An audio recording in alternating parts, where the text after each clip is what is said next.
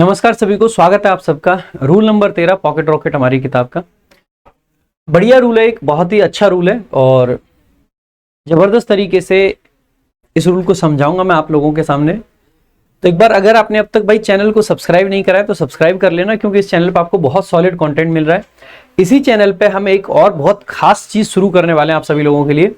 Grammar के कुछ ऐसे कॉन्सेप्ट्स जो कि लोग रट्टा मरवाते रहते हैं, या फिर मैं यूं कहूं कि लोग रट्टा मारते रहते हैं।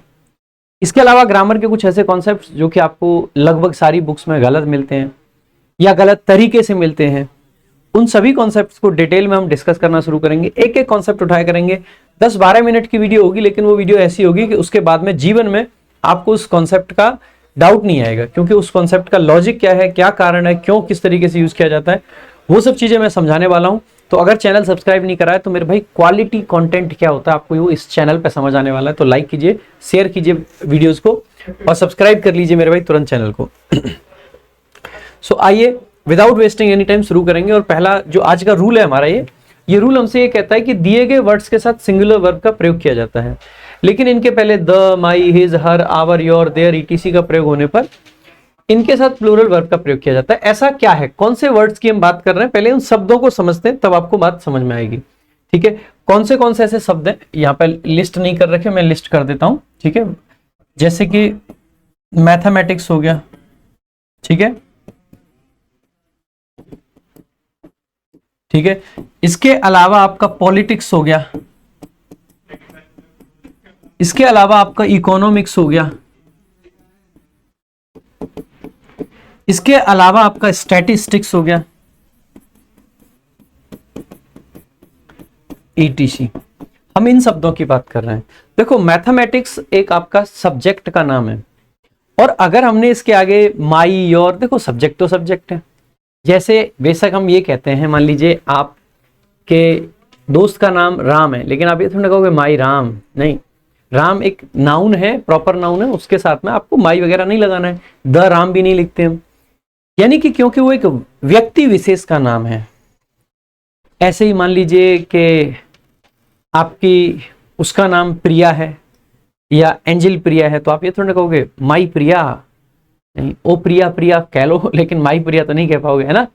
यानी कि जब भी हम प्रॉपर नाउन की बात करते हैं तो इसका मतलब है कि हमें ये ध्यान रखना चाहिए कि उनके साथ में सामान्यतः ये पॉजेसिव केस हो जाए या आर्टिकल्स हो जाए, ये नहीं आते हैं। ऐसे ही मैथमेटिक्स भी अपने आप में एक सब्जेक्ट का नाम है, एक सब्जेक्ट विशेष का नाम क्या है, मैथमेटिक्स है।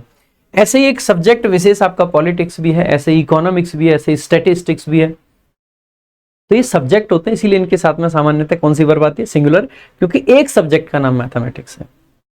लेकिन कई बार मैथमेटिक्स के अदर सेंस भी हो सकते हैं। जैसे मैथमेटिक्स का सेंस हो सकता है आपकी मैथमेटिकल एबिलिटीज, आपकी नॉलेज, कैलकुलेशंस, किसी चीज के पीछे जो कैलकुलेशंस इन्वॉल्व है वो।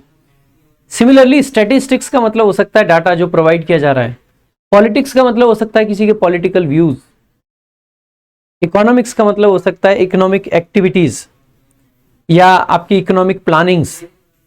यानी कि जब ये वाले सेंस होंगे तो ये कॉमन नाउन के तरीके से काम करेंगे और ये प्लूरल हो जाएंगे।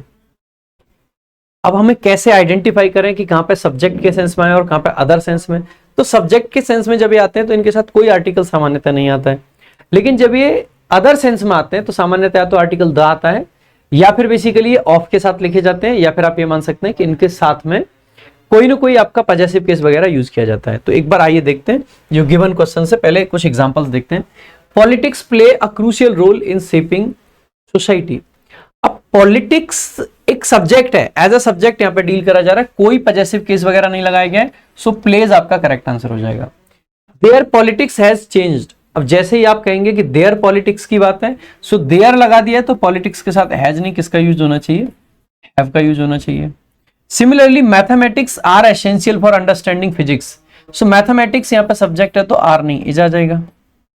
ऐसे ही the mathematics is complicated in this problem, so the mathematics का मतलब है मैथमेटिकल कैलकुलेशंस, तो आर कॉम्प्लिकेटेड कहेंगे ना कि इज। इस पे बेस्ड एक प्रीवियस ईयर में क्वेश्चन भी आया, एक बार इस क्वेश्चन को देख लेते हैं। Mathematics help in developing the logical mindset of students. So mathematics यहाँ पे एक सब्जेक्ट है, बिना किसी चीज क्या रखा है, तो हेल्प्स आपको लिखना पड़ेगा, ना कि हेल्प। सो करेक्ट आंसर हो जाएगा आपका हेल्प्स।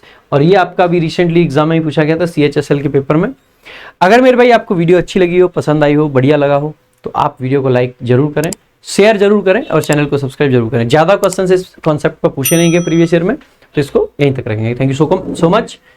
जय हिंद, जय भारत।